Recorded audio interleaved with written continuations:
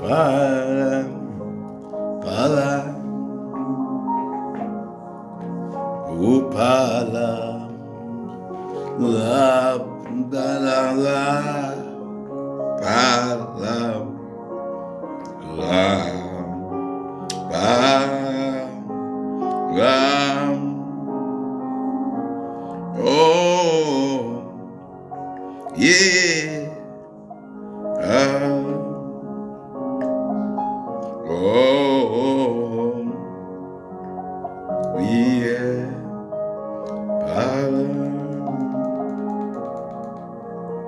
oh, yeah, God, oh, yeah, oh, Lord,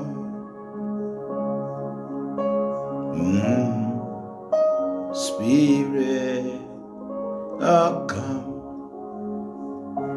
inspire,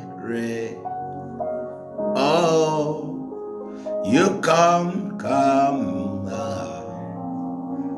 enlighten, oh, you come, oh, you come,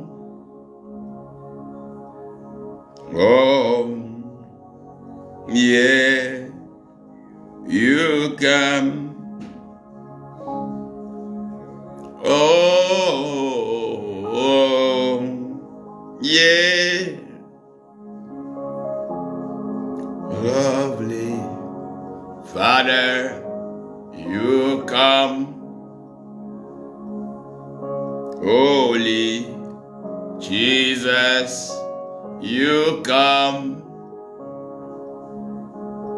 oh, you come, Jesus, Holy,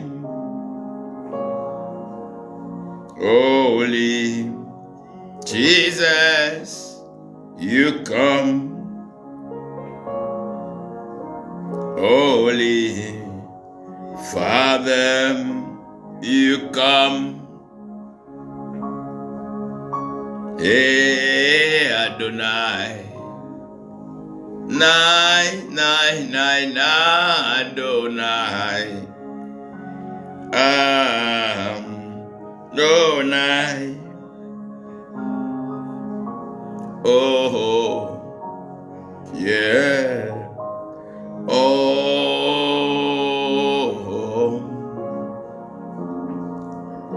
inspire-nous Saint-Esprit, conduis-nous dans la sainteté, dans la pureté, dans la plénitude de la vérité. Oui, Esprit de Dieu, descends et viens agir, Esprit de Dieu, oui, viens. Oui, Esprit de Dieu, viens. Agis, agis, agis, agis, Esprit de Dieu, oui, viens. Esprit de Dieu, oui, viens. Esprit de Dieu, oui, viens. Saint-Esprit de Dieu, tu viens.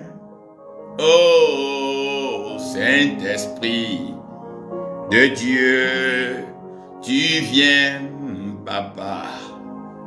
Ta présence nous coûte plus cher que tout, Papa. Oh, ta présence vaut toute notre vie.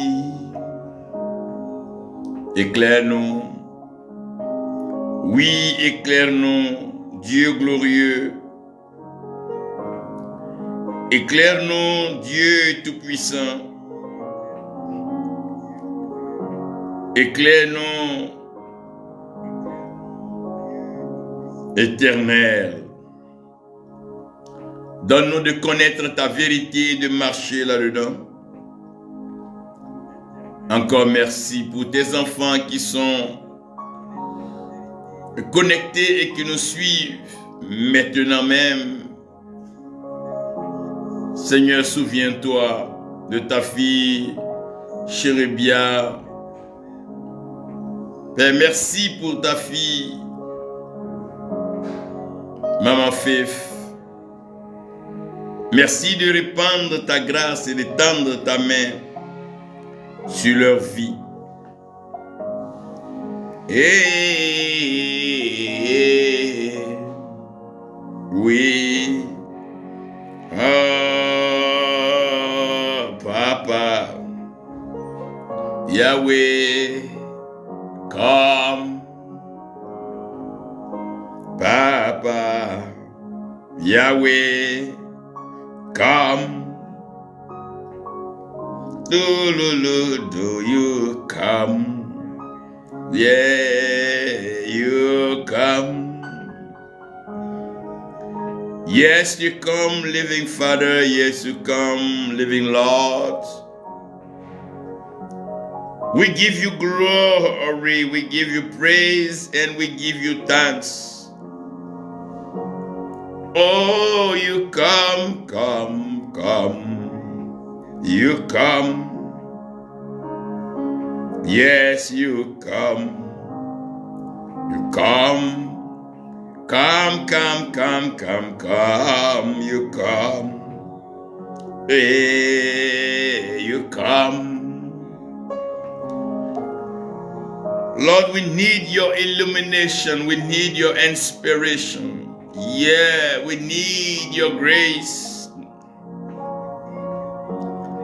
We need you. Ora de brusibanda lagashanta darada karato sontede. We need you. Oh, we need you. Hey, we need you. We need you. Oh, we need you. We need you. We need you. Papa, we need you. We need you. No, we need you. Papa, we need you. Oh, la, la. We need you. Oh, we need you.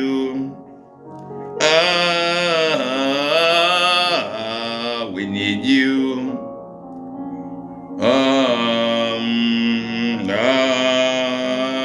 Papa, we need you. We need you. We need you. Oh, we need you. Oh, we need you. Yes, we need you. We need you. We need you. We need you. We need you. We need you. We need you. We need you.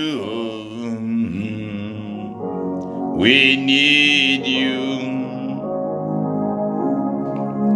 We need you. We need you. We need you. We need you. We need you. We need you. Oh, we need you. We need you.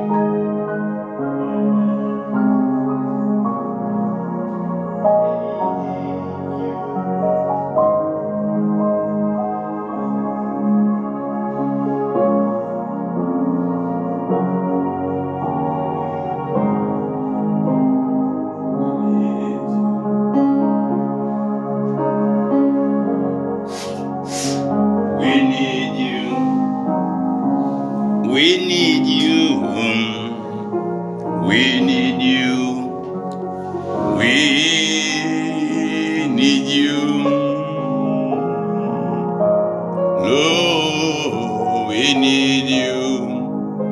Oh, we need you. Lord, we need you. We need you. We love you. We appreciate and celebrate you. Holy Father, living God. Forever you are God.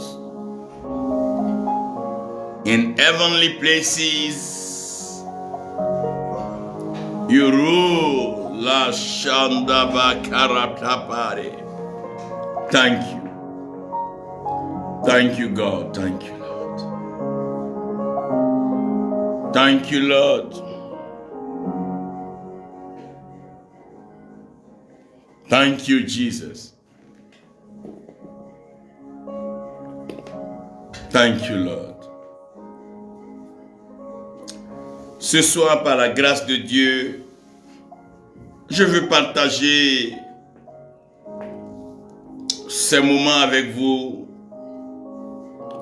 Je veux parler avec vous. Je veux donc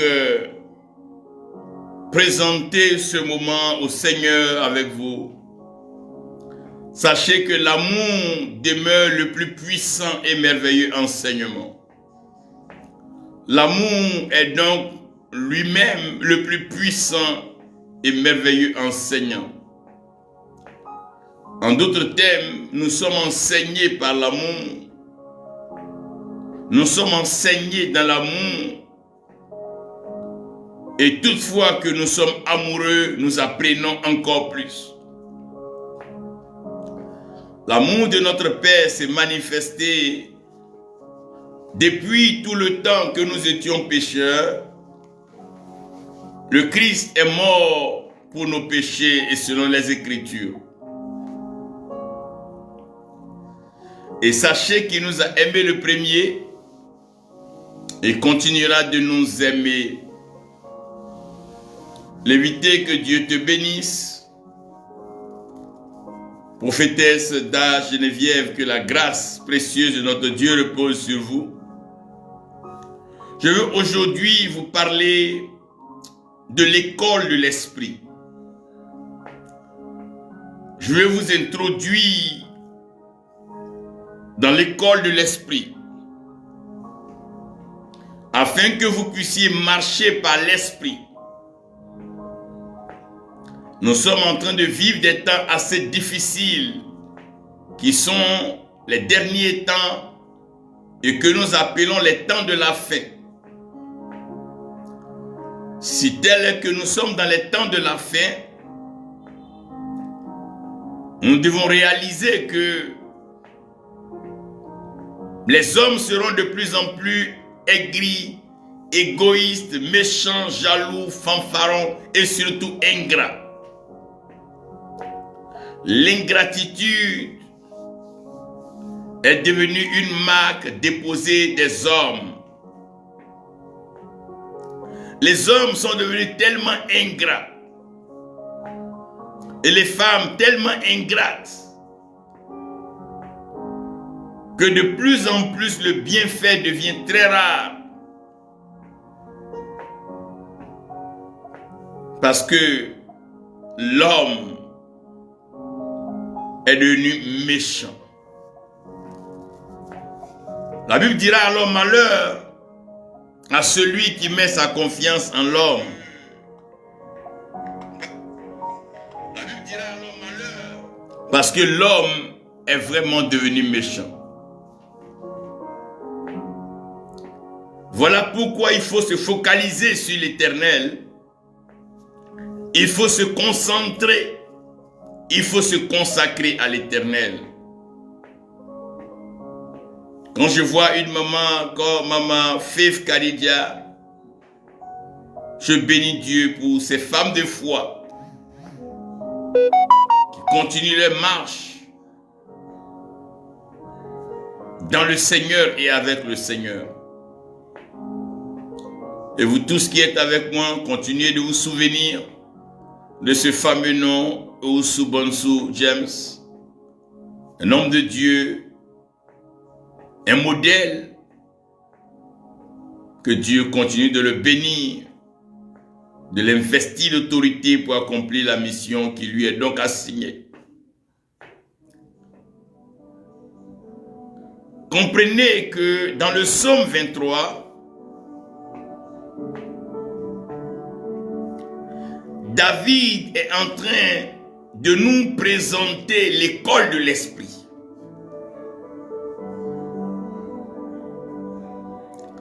Dans ce psaume 23, David va prendre la peine de nous expliquer tout ce qui est indispensable dans l'école de l'esprit. Mais j'aimerais juste le verset 1 pour donc vous introduire dans cette fameuse école de l'esprit. Et vous allez comprendre au psaume 23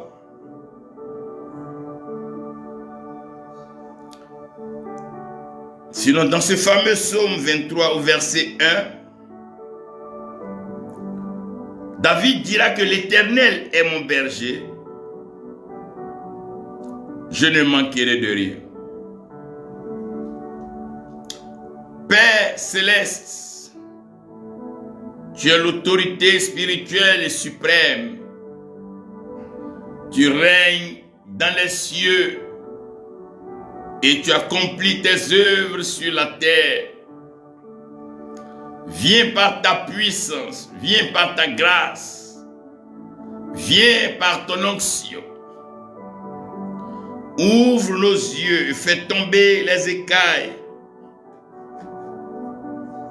Ouvre nos oreilles. Donne-nous d'entendre et dispose notre entendement spirituel. Pour nos cœurs que nous avons ouverts pour te recevoir. Oh Seigneur, dispose nos cœurs à recevoir ta parole et à les appliquer sur toutes les instructions que tu nous donneras maintenant même. Au nom de Jésus-Christ. Amen. Je veux vous faire comprendre que le monde visible que nous voyons cache un monde aussi tangible, aussi réel, aussi vrai que celui-ci. C'est ce monde qui est appelé donc le monde de l'esprit, le monde spirituel, le monde invisible, un monde que nous ne voyons pas avec nos yeux physiques, que nous ne voyons pas avec nos aptitudes physiques, que nous ne touchons pas avec nos corps, nos mains, mais qui existe. Et ce monde-là tiendra compte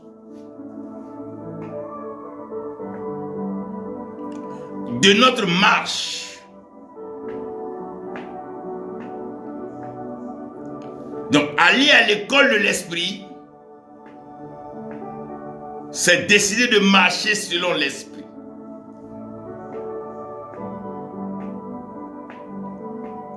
Celui qui marche par l'esprit doit toujours se poser la question: de quoi est-ce que je dispose? Qu'est-ce que Dieu m'a déjà donné? Qu'est-ce que Dieu a permis que je puisse avoir dans ce monde physique? Si j'ai cela dans ce monde physique, c'est qu'il y a quelque chose dans le monde invisible ou le monde de l'esprit qui est activé ou qui attend quelque chose. Quand l'Éternel te donne de l'argent, quand l'Éternel permet que tu aies des biens matériels, quand l'Éternel permet que tu aies des véhicules, des habits, des chaussures, quand l'Éternel te permet d'avoir des terres, des terrains et des territoires, ce dont tu disposes, ce que tu as dans la main en ce moment,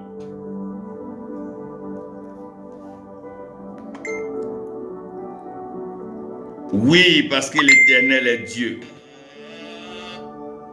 Il est Dieu. Que faire? Qu'est-ce que le monde de l'esprit veut? Qu'est-ce que Dieu attend?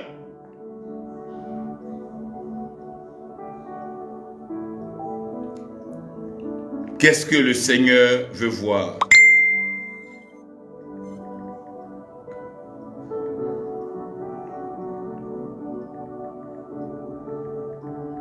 Qu'est-ce que le monde de l'esprit veut voir? Quand Dieu t'a béni, quand Dieu t'a donné,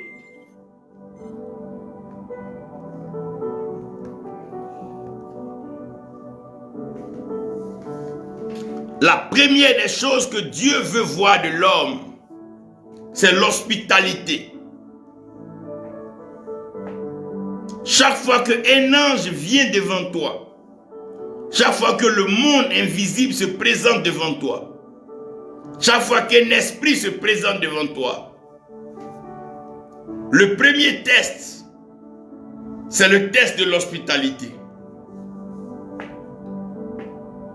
Le Seigneur veut voir, est-ce que le cœur qu'il t'a donné peut héberger quelqu'un? Voilà pourquoi lui-même Dieu, il est à la porte de ton cœur, le cœur qu'il t'a donné, et il frappe. Le premier test, quand tu vas à l'école de l'esprit, c'est le test de l'hospitalité. L'hospitalité, c'est savoir ouvrir sa porte, ouvrir sa maison, ouvrir ses trésors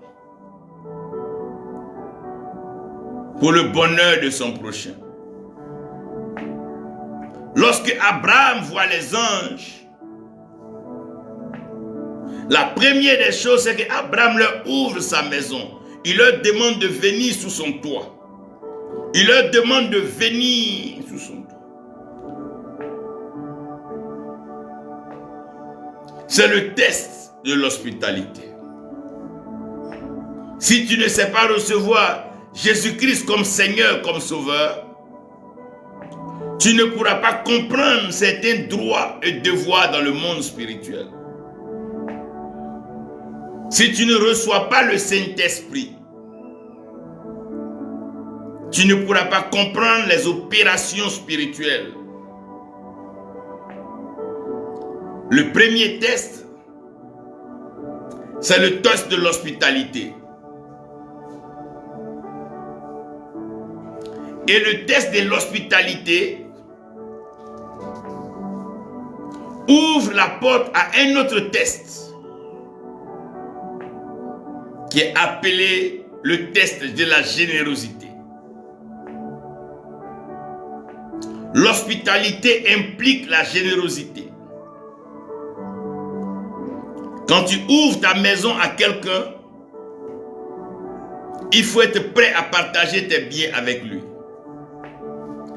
Quand tu reçois quelqu'un chez toi, il faut être prêt à le nourrir, à le vêtir, à le soigner, à le soutenir, à l'encourager aux besoins. C'est un test assez important. C'est un test puissant. L'hospitalité marche avec la générosité. Tous ceux qui sont hospitaliers connaissent la générosité. Parce que l'hospitalité, c'est ouvrir ton territoire, ouvrir ta terre, ouvrir ta maison. Et la générosité, c'est partager ce que tu as. La Bible dit en pratiquant l'hospitalité, certains, sinon même plusieurs, ont reçu des anges. Je prie que le Seigneur inculque à chacun de ses enfants l'hospitalité et la générosité. Je vous parlais tantôt du révérend James Ogana. Ce monsieur est un modèle d'hospitalité et de générosité.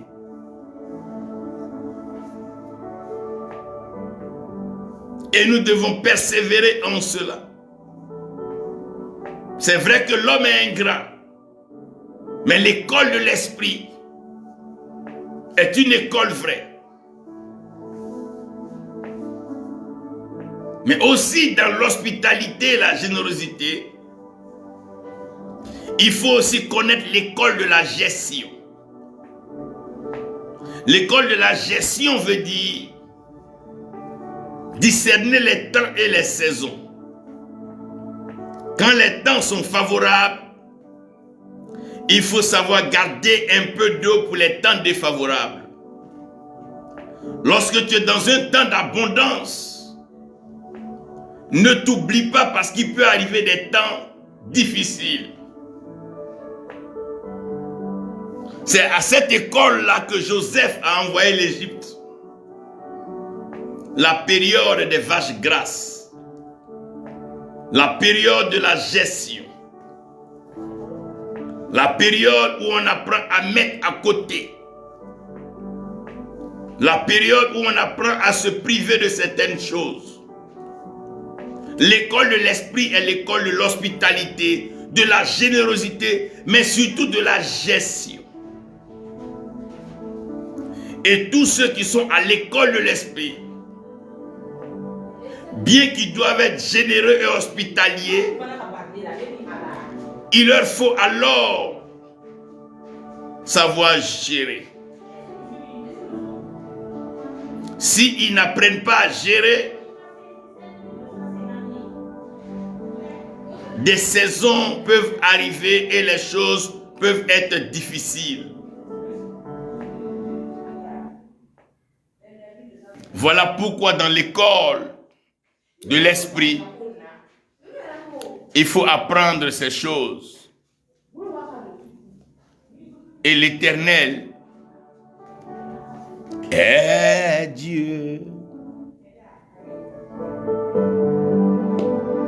Oui, il est Dieu.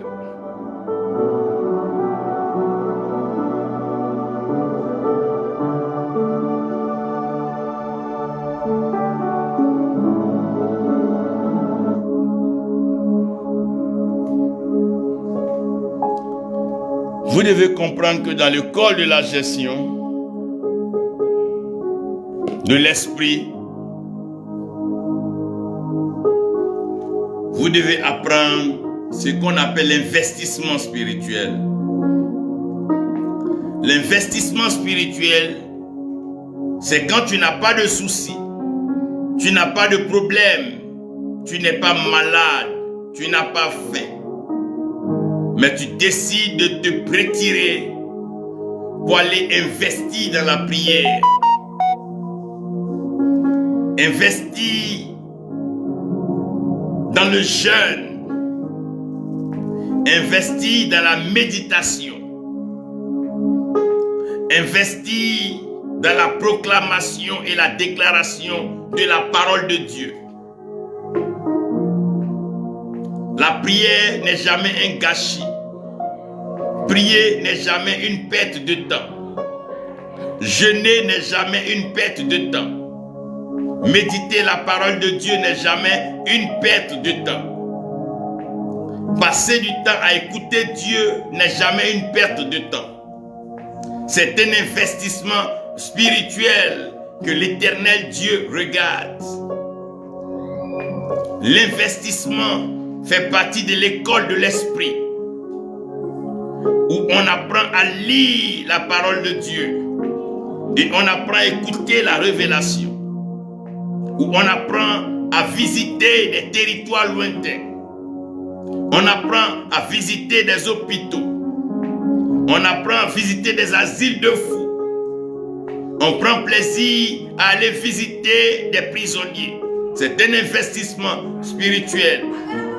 On apprend à aller souvent même à des morgues ou à des levées de corps pour aller prier pour la consolation des familles éplorées. Parce que c'est important. C'est un investissement. C'est un investissement. Aller dans un établissement secondaire et aller prier le Seigneur. Demander à l'Éternel de se souvenir de ceux qui souffrent. Comme en ce moment, ceux qui prient pour le Congo. Oui, en ce moment, ceux qui prient pour le Soudan. Comme en ce moment, ceux qui prient pour les pays en crise. Comme pour l'instant, ceux qui prient pour les femmes stériles. Ceux qui prient pour les malades. C'est un investissement spirituel. Ceux qui font la délivrance des possédés démoniaques. C'est un investissement spirituel. Tout ce que vous faites dans le monde de l'esprit est un investissement spirituel. Parce que l'Éternel est Dieu et il accomplit des œuvres nobles.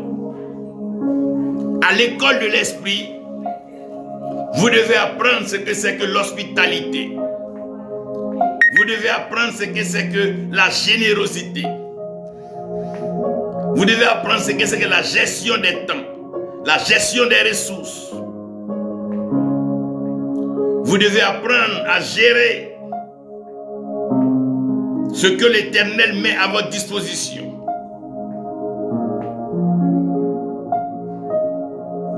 Et aussi investir.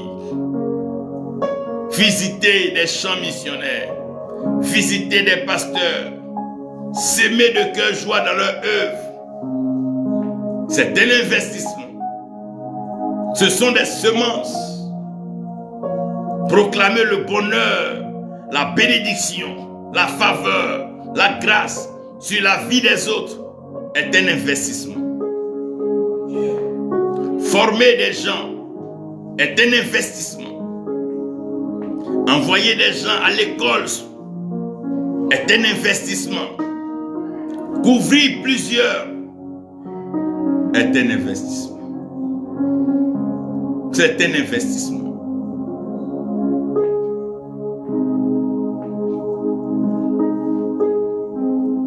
À cause de ce que nous disposons, nous devons savoir aussi que nous aurons des besoins. Quand David dit « Je ne manquerai de rien », ça veut dire qu'il n'a pas tout en ce moment, mais il a l'Éternel. Et comme l'Éternel est avec lui, l'Éternel fera face à ses besoins. L'école de l'esprit est une école qui va nous mettre en face de nos besoins. Nos besoins nous enseignent premièrement la patience. Quand tu as besoin d'argent, sois patient. Quand tu as besoin de te marier, sois patient. Quand tu as besoin de travailler, sois patient. Quand tu as besoin de faire des projets, sois patient. Tout ce que tu veux faire, sois patient avec l'Éternel. Considère que l'Éternel connaît tes besoins, sois patient. Ce qui détruit plusieurs aujourd'hui, c'est l'impatience. Le monde de l'esprit est un monde de patience. Il leur a demandé, Jésus-Christ, de rester à Jérusalem et d'attendre la promesse. La patience. Ce qui détruit la nouvelle génération, ce qui détruit les jeunes aujourd'hui, ce qui empêche les jeunes gens, les jeunes pasteurs de vieillir, c'est l'impatience. Ce qui empêche les jeunes sœurs de vieillir, c'est l'impatience. Dans l'impatience, plusieurs ont vendu leur âme. Plusieurs ont vendu leur étoile. Plusieurs ont vendu leur destinée. Plusieurs sont rentrés dans des compromissions. C'est vrai que les hommes ne voient pas. Mais le monde de l'esprit n'est pas caché. Plusieurs aujourd'hui sont rentrés dans des pratiques. Le monde de l'esprit. L'école de l'esprit est une école de patience. Même si tu es loin, même si l'Éternel t'utilise pour des puissants miracles, tu dois apprendre à être patient. Si Jésus n'avait pas été patient, il allait guérir Lazare et on ne parlerait pas de résurrection. Patient. Patient. Patient. Le monde de l'esprit, c'est le monde de la patience. Si tu ne sais pas patienter, non, tu ne pourras pas avancer. C'est un monde ordonné, hiérarchisé, dans lequel il faut savoir patienter. Il faut savoir attendre son temps. Il faut savoir attendre son tour. Il faut pouvoir dire, Seigneur, je te fais confiance. La patience. Et la patience ne veut pas dire dormir. Mais la patience, c'est pour se discipliner. Regardez en soi les mauvais caractères. Regardez en soi les mauvaises habitudes. Regardez en soi les mauvaises fréquentations. Regardez en soi les mauvaises pensées.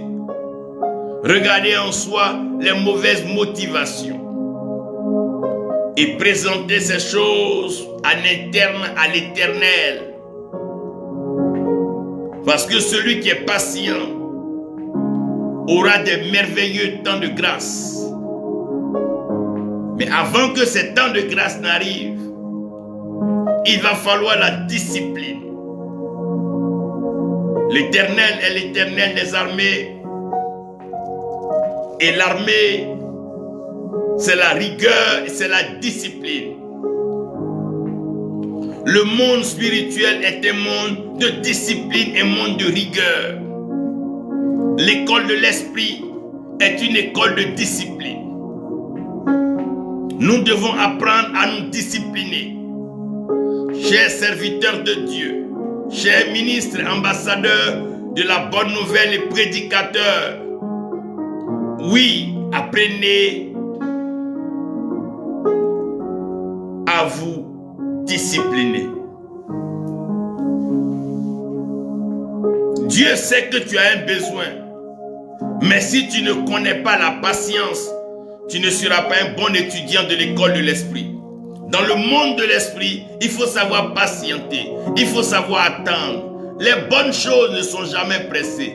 Les bonnes choses arrivent à ceux qui savent attendre. Parce que les bonnes choses, Dieu les donne à ceux qui sont matures, qui ont de la substance. Patiente. Laisse les gens dire ce qu'ils ont eu. Toi, patiente. Parce que tu sais que ce dont tu as besoin, a de la valeur. Ce dont tu as besoin est précieux. Et quand on est en face d'une chose précieuse, on doit attendre. Quand tu respectes ce dont tu as besoin, tu attends. Quand tu vas au bureau d'un patron dont tu as besoin, tu attends. Souvent, tu attends du matin jusqu'au soir, la nuit.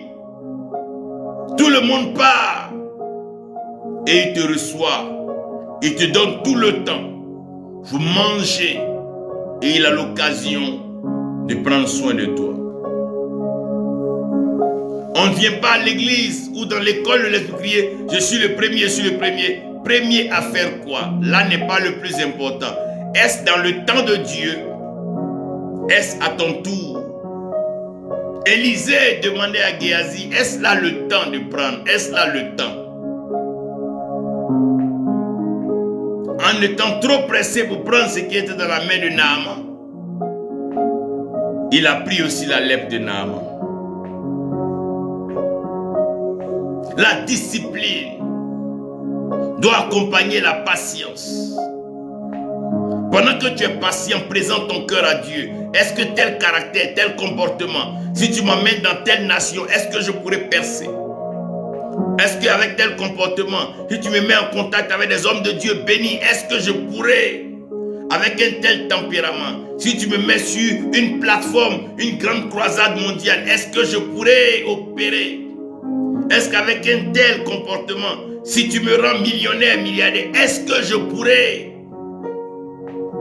travailler, se discipliner, voir nos heures de prière, voir quand manger, ce que ne pas manger, avec qui ne pas du tout manger, avec qui manger, que boire, que ne pas boire, quel type de vêtements. La discipline. Et tout homme qui se discipline sait travailler. Frère, le travail. L'école de l'esprit est une école de travail. Le travail n'est pas quand tu prêches devant les gens, mais le travail c'est quand tu es dedans et tu prépares avec Dieu chaque étape. Comment tu prépares les marches vers la grandeur, vers la gloire, vers l'élévation. Comment tu travailles. Comment David prenait soin du troupeau. Comment il se battait avec l'ours. Comment il se battait avec le lion. Comment il arrivait à les vaincre. Travailler. Travailler. Chers serviteurs de Dieu, à l'école de l'esprit, on n'attend pas dimanche pour être un prédicateur. On n'attend pas une conférence ni une convention pour être un prophète. On n'attend pas quand on rencontre ou bien une situation dans un pays, on sort de nulle part, on commence à prophétiser. Non, c'est un travail acharné où tu apprends à te prononcer sur des événements. Tu apprends à rentrer dans une phase. Dieu demande à Jérémie, que vois-tu? Il dit, je vois l'amandier. Il dit, ah, tu vois bien. Donc il s'exerce déjà avec Dieu. C'est un travail. Je disais à un jeune pasteur, si on ne t'a pas encore invité à prêcher en France, c'est que Dieu t'aime. Si on ne t'a pas encore invité à prêcher aux États-Unis, c'est que Dieu t'aime. Pendant que tu n'es pas encore parti, que tu es dans le village, comme David en brousse, prépare-toi. Prépare le sermon. Prêche, prêche, jusqu'à ce que la nature, les feuilles des arbres commencent à tomber. Prêche, prêche, jusqu'à ce que les fruits mûrs des arbres commencent à tomber. Prêche jusqu'à ce que la nature t'écoute, la nature t'entend. David était seul, sans chorale, ni chantre. Il n'avait pas l'orchestre pour l'accompagner, mais avec sa harpe, il pouvait déjà maintenir les brebis en éveil, faire un temps de ministère avec les moutons, jusqu'à ce que ce temps de ministère attire la tadabash. Oh Jésus, merci Seigneur parce que tu es bon. Merci mon Père parce que tu es bon. Merci parce que nul n'est comme toi. Vous devez comprendre qu'avec Dieu, c'est comme ça.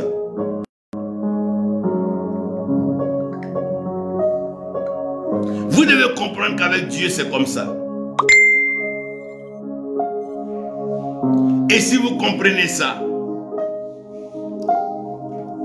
vous allez voir. Ne vous pressez pas pour sortir. Non, ne vous pressez jamais.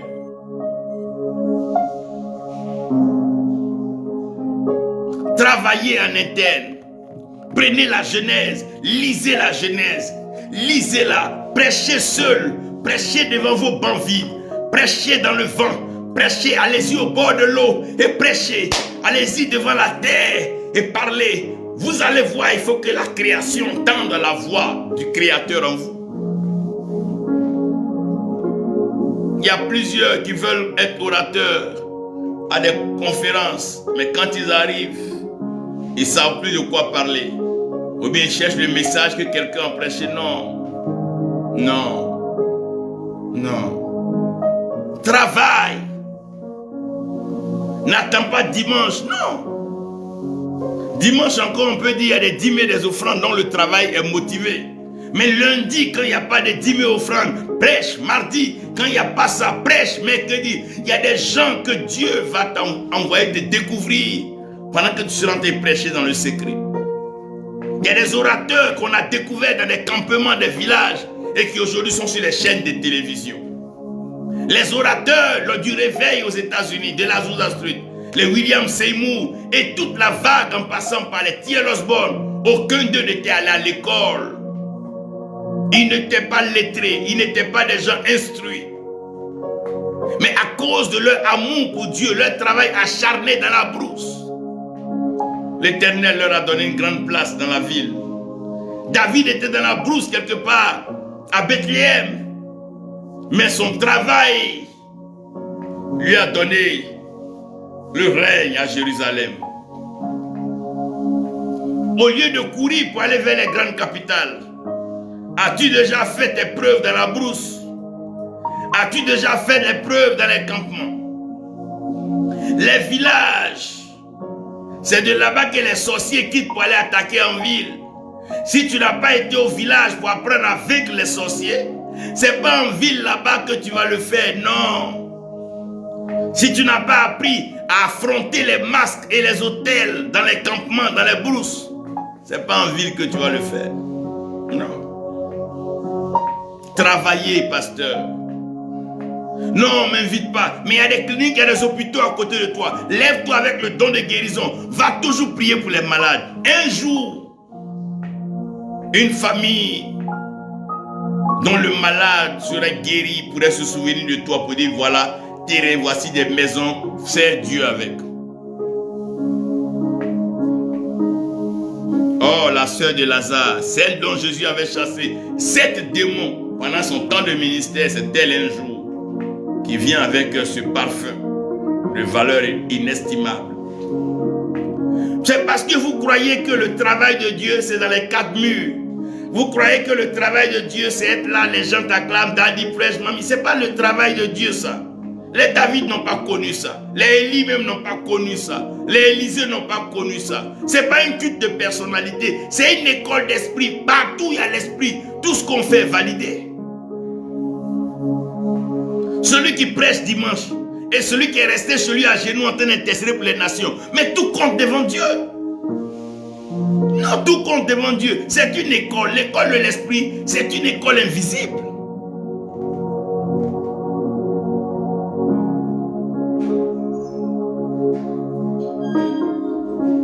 Le travail. Le travail. Il y a des prédicateurs que nous ne connaissons pas parce qu'ils ne viennent pas à nos grands programmes. Mais le jour que tu vas les écouter dans un village, dis attends. C'est ici que la chose se passe. Souvent certaines musiques que vous voyez qui sont modernisées en ville, mais c'est des musiques dans le village, dans le campement, que les jeunes femmes, les mères, au clair de lune chantent. Aucun lieu n'est trop beau, n'est trop grand pour l'esprit. L'esprit s'exprime. Prêcher. Même dans un bus, tu peux évangéliser un milliardaire qui va t'ouvrir les chaînes de télévision du monde. Même dans un marché, tu peux parler à celle qui va déployer le ministère. Vous attendez qu'on vous invite. Vous attendez qu'on vous paye le billet d'avion, qu'on vous envoie là et là, ou mettre dans les hôtels somptueux. Non. C'est après avoir travaillé dans la brousse. C'est après avoir travaillé dans le secret. Joseph a commencé à voir sa gloire. Pas quand il était avec Pharaon, mais depuis le trou, le puits dans lequel ses frères l'avaient jeté. Il a commencé à voir que du fond, on peut sortir. Sortir, on peut arriver quelque part. Et quelque part, on peut être assis avec les grands. Et avec les grands, on peut s'imposer. Si Joseph ne savait pas expliquer les rêves et gérer, Pharaon n'aurait pas eu besoin de lui. Et aujourd'hui, serviteur, servant de Dieu, prépare-toi dans le secret. Le jour que tu vas rencontrer le ministre, il ne te laissera plus jamais. Personne ne voulait laisser Daniel, de Nebuchadnezzar jusqu'à Cyrus, aux autres rois. Ils avaient besoin de Daniel. Il faut que ton don soit prouvé. Il faut que ton don soit éprouvé par le travail. Ce n'est pas l'œuvre d'un dimanche. C'est l'œuvre de tous les jours. C'est une œuvre d'esprit. L'école de l'esprit est une école d'aptitude et de potentiel où on travaille le don tous les jours.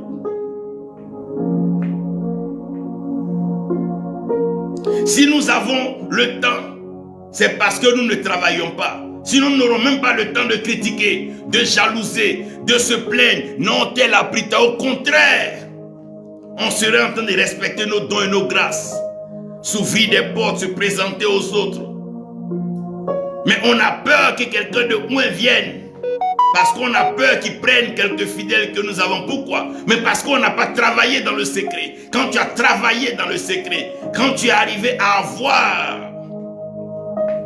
le fondement, la base de l'esprit, partout où tu vas, tu peux parler de Dieu. Programme ou pas, tu peux parler de Dieu. Paul n'était pas invité à des programmes. Il arrive à Corinthe, il arrive à Colosse, il arrive à Éphèse. N'importe quelle situation, Paul tourne ça en une prédication. Et la vérité s'impose.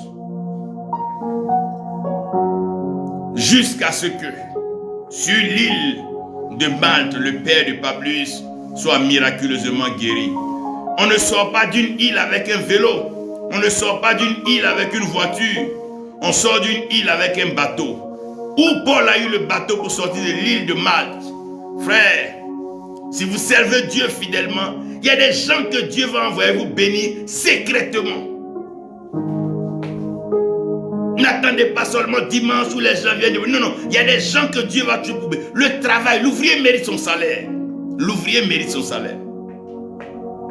Chaque jour que tu travailles dans l'esprit, c'est pointé. Que tu travailles la nuit, la journée, à midi, c'est pointé. Travaille, prêche. Prie et prêche. Allez, prie et prêche. Prie et prêche. Prie et prêche. Va, ouvre. Ouvre un live, prêche, prêche, prêche. Ça peut bénir quelqu'un, prêche, enseigne. Pour ce dont tu as besoin, il faut s'aimer. Il disait que tu auras besoin de faire enfant demain. Va à la maternité, paye des savons, donne à des femmes qui sont en train de faire des enfants maintenant.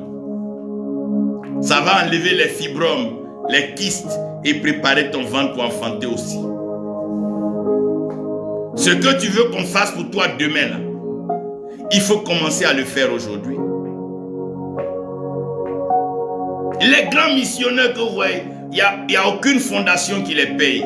Ils ne vont pas faire la courbette à un politicien. Ils ne vont pas se mélanger à la politique. Ils servent Dieu et Dieu trouve des gens pour les bénir. Élie était lui-même isolé, mais Dieu, l'Éternel, a envoyé un corbeau. Qu'est-ce que vous croyez? Dieu n'oublie pas. Dieu n'oublie pas. Dieu n'oublie pas. La sémence prépare à une moisson. Quand tu veux être un grand prédicateur demain, aujourd'hui commence déjà à mémoriser des versets et comprendre, commence à les prêcher déjà. Commence à t'asseoir pendant 2 heures non-stop, tu prêches. 3 heures non-stop. Récite des versets. Si tu ne le fais pas maintenant, demain tu ne pourras pas le faire. Non. Parce que Jésus a pris la peine de leur enseigner les Écritures. Comme ça, quand le Saint-Esprit vient sur eux, il prend déjà ce qui est en eux. C'est ce dont tu disposes. S'aimer. Souvent, tu ne connais pas une famille qui a perdu un parent. Tu vas les soutenir dans le deuil. Tu es en train de préparer sans savoir demain un deuil qui pourrait arriver dans ta famille ou de ton côté. Quand un pays est en crise, au lieu de jubiler, il faut te mettre à prier. Quand on te parle d'une maison qui a été incendiée, au lieu de rester là pour donner les théories, dis-toi que ça peut t'arriver aujourd'hui. Quand on te dit un homme de Dieu est tombé, au lieu de chercher là à justifier par A plus B pourquoi il est tombé, mais commence déjà à prier sur les causes de cette chute. Que cela n'arrive plus aux autres. On ne peut pas se réjouir du malheur de quelqu'un. Ce n'est pas possible. Puisque le malheur arrive même au juste, et souvent même. Frère, s'aimons l'amour, s'aimons la joie, s'aimons la paix, s'aimons l'amitié et la relation. C'est en cela que les portes des grands nous sont ouvertes. Si tu présentes tes connaissances à des gens, Dieu enverra d'autres gens qui vont te présenter à leurs connaissances. Mais quand tu as un ami, 2 amis, tu es méchant, tu es avare dessus, personne ne t'ouvrira son carnet d'adresse. Le carnet d'adresse est un monde relationnel. Regarde même Facebook. Dès que tu as un ami, il propose à tes amis que tu es son ami. Ça veut dire que même le monde virtuel, le monde de l'esprit, c'est comme ça. Il ne faut jamais avoir peur de s'aimer le relationnel. Tu apprends que quelqu'un va dans un pays, tu connais quelqu'un, mets-le en contact, que ça le bénisse. C'est vrai que les gens sont ingrats, après ils diront ce qu'ils veulent, mais toi tu as fait ta part. C'est une sémence. Tu sèmes le relationnel, tu auras toujours le relationnel.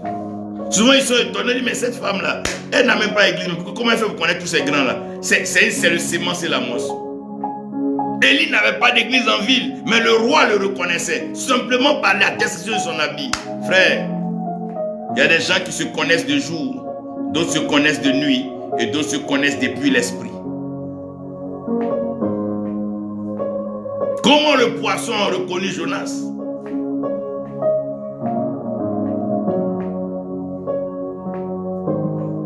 Frère, pour ce dont nous avons besoin, soyons patients avec Dieu. Disciplinons-nous. Si tu as besoin de quelque chose, sois patient. Il ne faut pas dire à Dieu, je vais voyager aujourd'hui, puis demain tu en fais faux visa, faux passeport, blaguer quelqu'un qui est en Europe, la marier. Non, ce n'est pas un voyage ça. Ça, c'est de la narque. Et Dieu même, comme la nature a horreur du faux, ça va te ramener encore dans une situation pire. C'est mieux de patienter pour attendre le temps de Dieu que de perdre le temps avec le diable.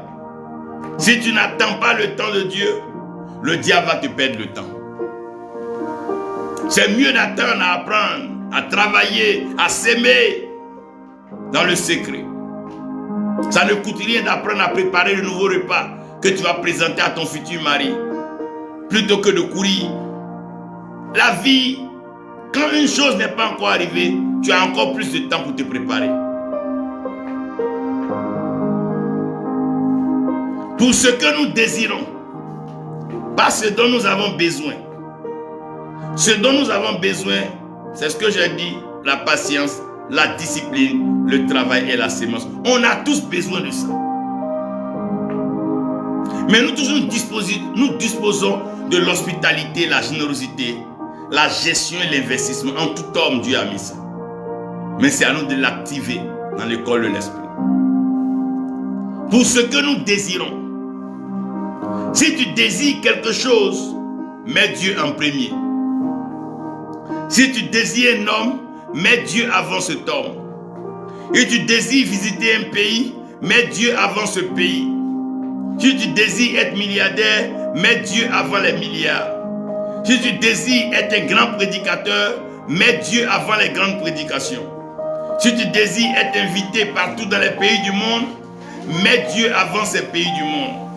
Si tu désires marier la plus belle femme de la terre, mets Dieu avant la plus belle femme de la terre. Tout ce que tu mets avant Dieu finira par te détruire. Mais quand tu mets Dieu avant une chose, cette chose sera virée par Dieu lui-même. Mettez Dieu avant vos mariages. Mettez Dieu avant vos voyages. Mettez Dieu avant vos projets.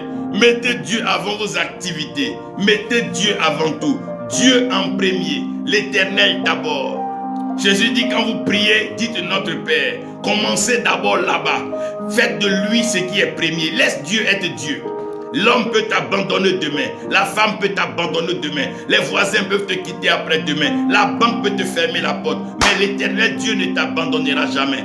Mets Dieu devant. Mets Dieu premièrement. Et tu verras que la vie sera un bonheur. Cherchez le royaume des cieux premièrement et sa justice. C'est ça Dieu. Faites ça.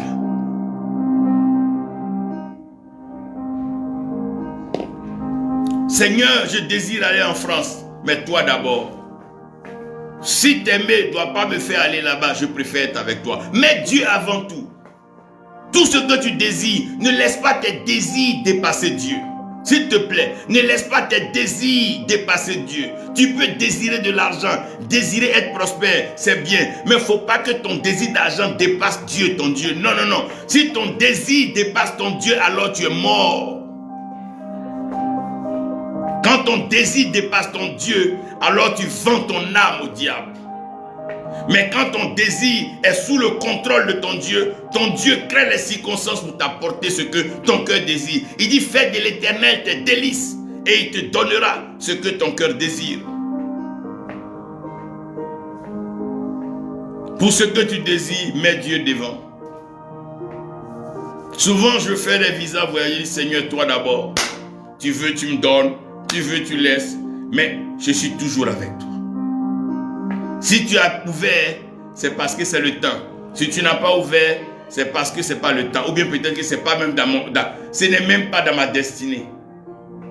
Un chemin peut paraître beau aux yeux d'un homme, mais la fin, l'aboutissement, c'est la mort. Dieu en premier. Et se soumettre à l'esprit.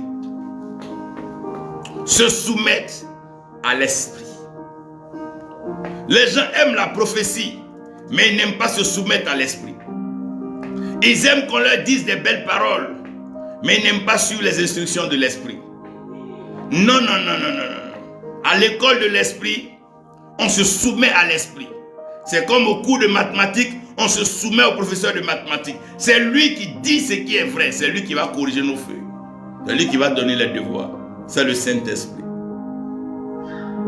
Si tu désires, soumets-toi d'abord à l'esprit. Si ce que tu vas prendre, l'esprit n'aime pas, soit ça va te tuer, parce que l'esprit va te quitter. Si tu veux prendre quelque chose, soumets-toi d'abord à l'esprit. Si cette chose est contraire à l'esprit de vérité, cette chose va partir. Sinon, si tu as pris quelque chose sans te soumettre à l'esprit, l'esprit va t'abandonner dedans.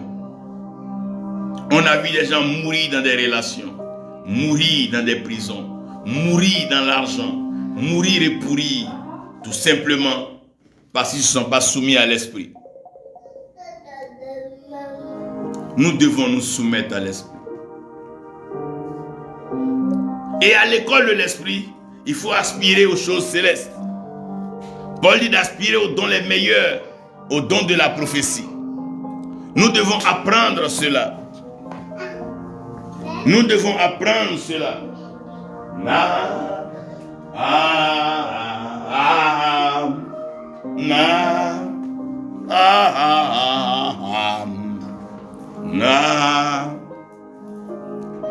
Aspirons aux choses célestes. Souvent regarder une étoile vaut mieux qu'aller regarder un film au cinéma. Contempler les nuages. Assister à la pluie. Ou entendre le tonnerre. Voir l'éclair. Regardez le balai des étoiles dans le ciel. Le rayonnement du soleil. Et la lune qui donne. Orotapa Shande. Tu es Dieu. Oui, tu es Dieu. Ah, que tu es Dieu. Et oui, tu es Dieu. L'école de l'esprit, c'est une école, il faut comprendre la privation. Un homme d'esprit doit savoir quand se priver de la nourriture, quand se priver du sexe, quand se priver même des beaux habits, quand se priver du spectacle, quand se priver d'argent, quand se priver de déplacement. Regardez dans les villages, les vieux vivent longtemps. Pourquoi? Les vieux ne se promènent pas dans le village comme ça. Ils se privent des promenades inutiles. Les vieux ne prennent pas de camarades comme ça. Ils se privent des fréquentations inutiles. Les vieux ne vont pas au champ comme ça. Ils se privent des déplacements inutiles en brousse. Ils ne vont pas à la chasse comme ça. Mais ils ont toujours le gibier. Et ils ont toujours le bangui. Ce n'est pas celui qui court qui arrive. Mais c'est celui qui connaît le temps des choses. Les jeunes gens sont trop agités. Quand la montagne arrive, on voit les jeunes gens en blouson. Mais les vieux, souvent, tu les vois en débardeur. On dit, papa, tu n'as pas froid. Il dit, mais je connais ça. À force de te priver, tu commences à avoir une réserve, une capacité de pouvoir contenir la chose. Quand tu es habitué à ne pas manger beaucoup, le jour où on te dit de jeûner, tu n'as même pas de soucis. Tu as appris à serrer la ceinture. Tu as appris à réduire ta ration. Ah, apprendre, oh, à comprendre Jésus. Je veux apprendre à te comprendre. Moïse Kakou, que Dieu te bénisse. Que sa grâce et sa paix soient avec toi. Apprendre, oh oui, à comprendre. L'esprit. Vous devez apprendre à comprendre l'esprit. Non, si tu as compris l'esprit, l'esprit va t'imposer aux hommes. Si tu as appris à marcher dans l'esprit, marchez par l'esprit et vous n'accomplirez pas les désirs de la chair. Marchez selon l'esprit et vous aurez une longueur d'avance. Vous pourrez marcher dans une dynamique élevée.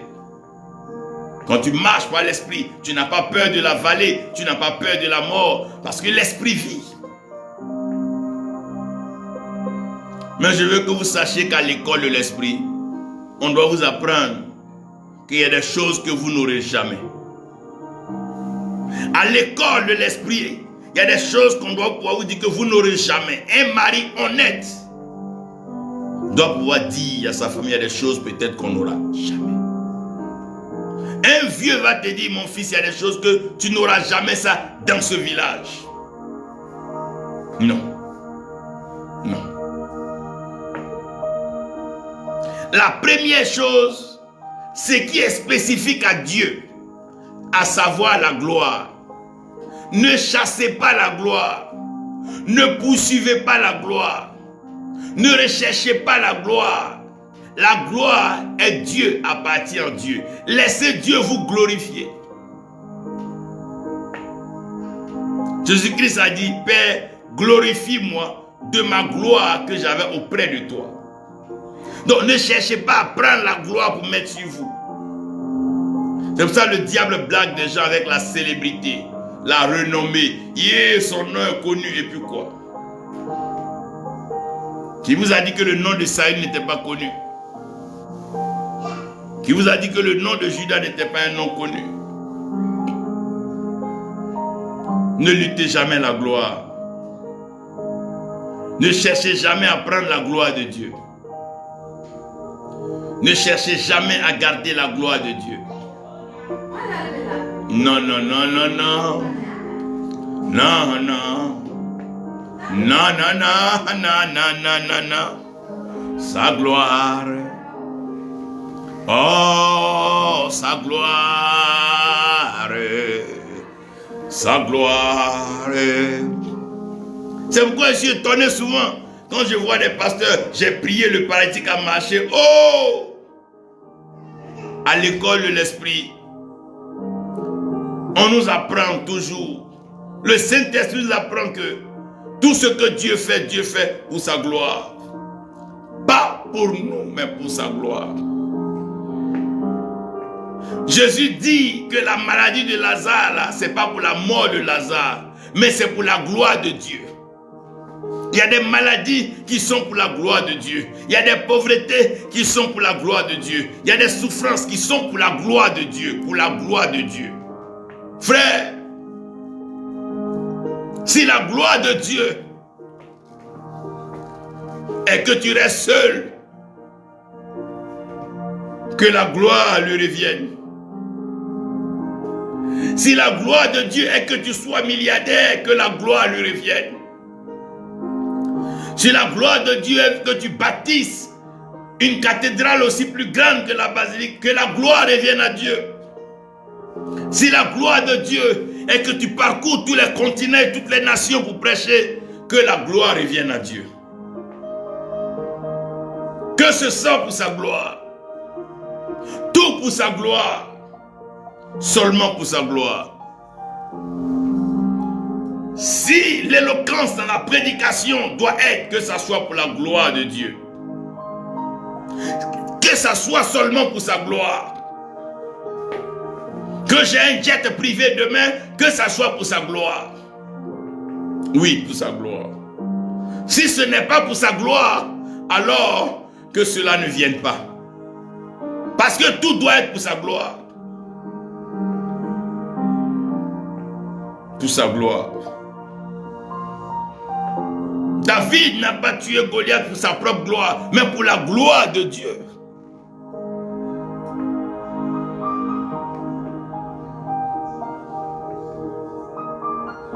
Ne cherchez pas la gloire de Dieu. Évitez de mettre vos photos, vos images dans les temples comme c'est vous qui êtes Dieu. Évitez ces choses-là. Laissez Dieu prendre sa gloire. Laissez Dieu, c'est l'œuvre de Dieu. Donc laissez Dieu être Dieu dans son œuvre. Laissez Dieu conduire chacun dans son œuvre. Et que toute la gloire soit à Dieu. À lui seul soit la gloire. À lui soit la gloire. Que la gloire revienne à Dieu.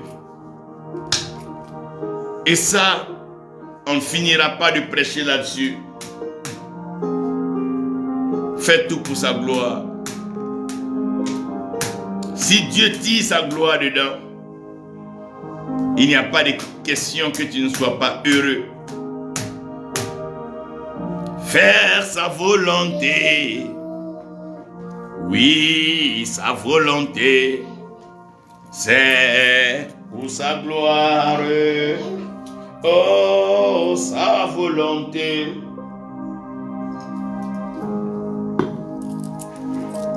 Sa volonté, c'est pour sa gloire. Frère, il y a des choses que nous n'aurons jamais. Par exemple, ce qui est réservé aux méchants. Ce qui est réservé aux méchants ne va jamais nous arriver. La mer rouge là, c'était ouvert pour Moïse et le peuple de Dieu. Mais ce n'était pas ouvert pour Pharaon et son armée. Quand Moïse et le peuple ont traversé, Pharaon et son armée ont été engloutis dedans. Il y a des malheurs qui ne t'arriveront jamais. Il y a des choses qui ne t'arriveront jamais. Parce que tu as connu son nom. Parce que tu l'as aimé. Parce que tu t'es attaché à lui. Il y a des choses qui ne t'arriveront jamais. Quand j'étais plus petit, j'étais au village. Et un jour, ma grand-mère me disait, écoute, mon petit-fils, quelle que soit la situation sur la terre, on ne manquera jamais de nourriture. Et j'ai regardé ma grand-mère, j'ai dit, mais il n'y a pas de boutique, il n'y a pas de magasin, il n'y a pas de supermarché, tout ça. Mais comment vous êtes sûr que vous ne manquerez de rien? Elle dit, à cause de ce que nous croyons en Dieu, même si la famine arrive, comment, nous on aura à manger. Elle m'a dit, depuis que tu es dans le village, tu as vu une banque? J'ai dit non. Mais comment les parents au village font pour envoyer les enfants à l'école en ville? Comment les parents au village arrivent à se nourrir, à prendre soin d'eux-mêmes? Tu as déjà vu l'hôpital au village ici? Tu as déjà vu quelqu'un est mort? Comme ça? Sans vieillir? Il n'y a pas de feuilles en brousse? Elle dit, mon fils, mon petit-fils, il y a des choses qui ne peuvent jamais arriver à un homme de bien. Une femme qui n'est pas sorcière, il y a des choses qui n'arriveront jamais à ses enfants. Ah, j'ai compris qu'il y a des choses qui ne nous arriveront jamais. David dit, même quand il marche dans la vallée de l'ombre de la mort, lui ne craint aucun mal. Le mal ne craint pas ça. Ce qui est réservé aux méchants ne peut pas arriver aux justes. Quelqu'un qui est sauvé par Jésus, l'enfer n'est plus pour lui. Il ne peut plus aller là-bas. Quelqu'un qui est conduit par le Saint-Esprit, mais il n'est plus dans les ténèbres. Ce n'est plus pour toi. Tu as choisi la bonne part. Reverend Andrew Bernard, God bless you. His grace rests upon your life. Ah. Ce qu'on ne peut pas porter, il y a des choses que Dieu ne permettra pas que ça nous arrive. Parce qu'on ne peut pas porter, on ne peut pas supporter. Dieu ne permettra pas que cela nous arrive. Il dit, même les élus, il va les enlever avant ce temps. Parce qu'il ne peut pas supporter. Croyez en Dieu, il y a des choses qui ne peuvent pas vous arriver. Parce que Dieu prend soin de vous. Je me rappelle une fois, je voyageais. Et puis, en plein décembre, en plein vol, il y avait une turbulence. Et il y avait un peu une panique à bord de l'avion. Et on quittait, je crois, on quittait peut-être, je crois, le Cameroun pour aller au Gabon. Et donc, la dame là me demande, mais monsieur, mais vous êtes calme, au contraire, vous souriez. J'ai dit non. Moi, je sais que cette turbulence ne va pas nous faire du mal. Parce que Dieu sait qu'on s'en prêche pour lui. Et la grâce de Dieu est toujours avec nous. Que Dieu te bénisse, prophète innocent. Il y a des choses qui ne peuvent pas arriver à un enfant de Dieu. Même si c'est difficile, comment dans un pays. Un enfant de Dieu, il y a des choses qui ne peuvent pas lui arriver. Une fille de Dieu, non. Il y a des choses qui ne pourront jamais vous arriver. Ce n'est pas possible. Même quand vous n'aurez rien, il y a toujours quelque chose qui va venir. C'est ce que Dieu a prévu pour ses enfants. C'est comme un ministre, quand il dit qu'il n'a plus rien, bon, ça veut dire que peut-être il reste des millions, mais ça dépend de quelle position, quel niveau, quel standard. Il faut que nous reconnaissions en tant qu'enfants de Dieu, on n'aura jamais tout. Il y a des choses que tu n'auras jamais. Il y a des choses qui ne peuvent jamais t'arriver aussi.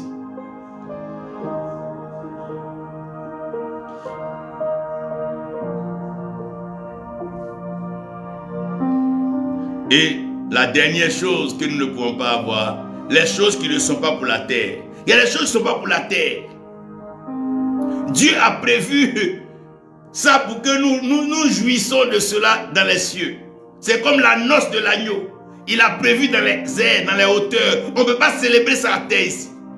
Non. C'est lui qui a placé. Ah, papa. Yahweh. Oh, papa. À l'école de l'esprit, on te dira que tu ne peux pas tout avoir. Cher serviteur de Dieu, tu n'auras pas tout. Tu n'auras pas tout.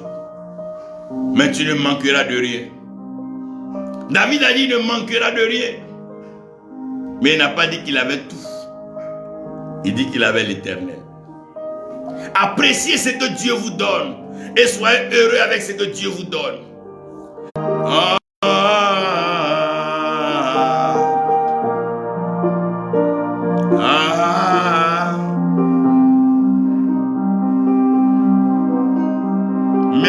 Seigneur. Oh, merci Dieu.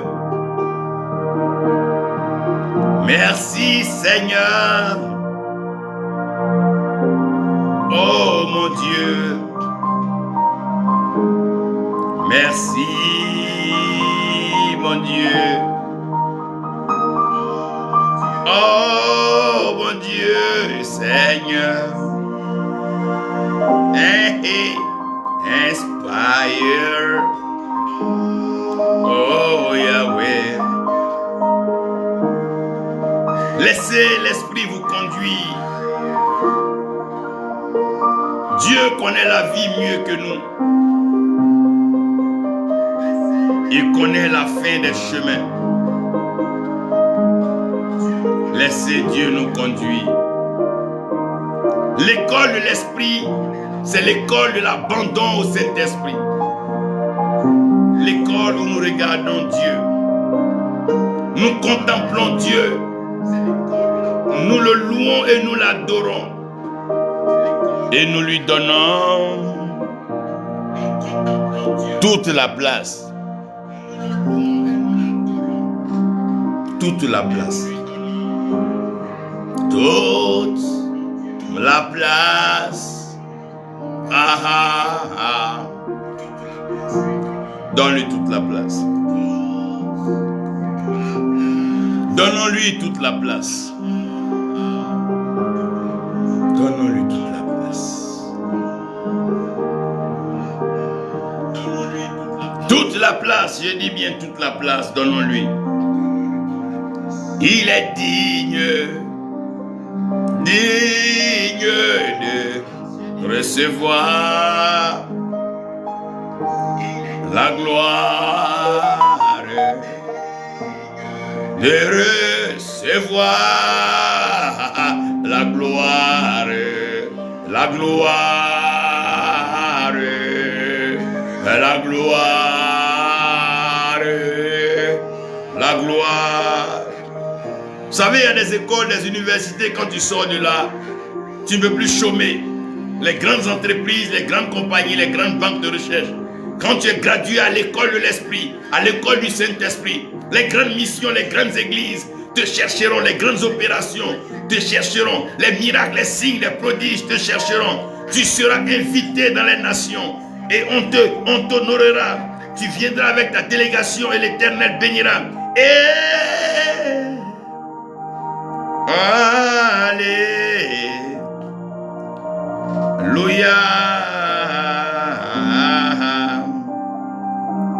Alléluia. Alléluia.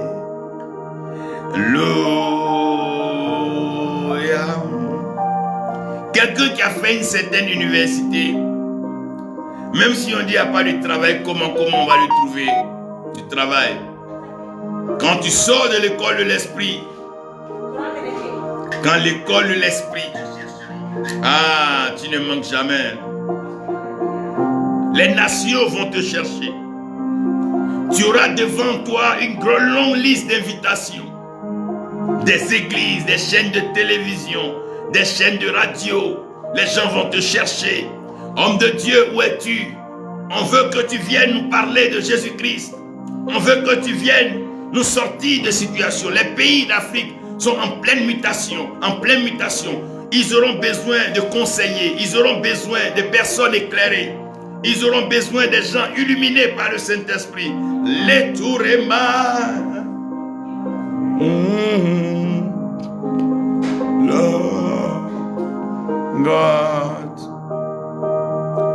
Oui, ils auront besoin. Ils auront besoin des gens loin. Va à l'école de l'Esprit. Laisse le Saint-Esprit te conduire. Les rois auront besoin de toi. Les sacrificateurs auront besoin de toi. Les prophètes auront besoin de toi. Les grandes structures auront besoin de toi pour partager l'instruction spirituelle. La la la la la la la la la la. Ah ah ah ah ah. l'école de l'esprit, l'école approuvée de Dieu, l'école par laquelle tous les moyens sont passés. Abraham est passé par là, Noé est passé par l'école de l'esprit, Isaac, Jacob, et tous sont passés par cette école. Oui, Daniel, Esaïe, Ézéchiel, Élisée, Élie, sont tous passés par le Saint-Esprit.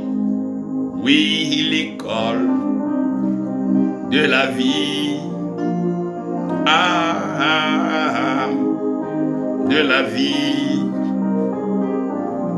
Père, bénis-nous et donne-nous de marcher avec toi. Au nom de Jésus-Christ. Amen. Amen. Oh, je crie à toi, Seigneur.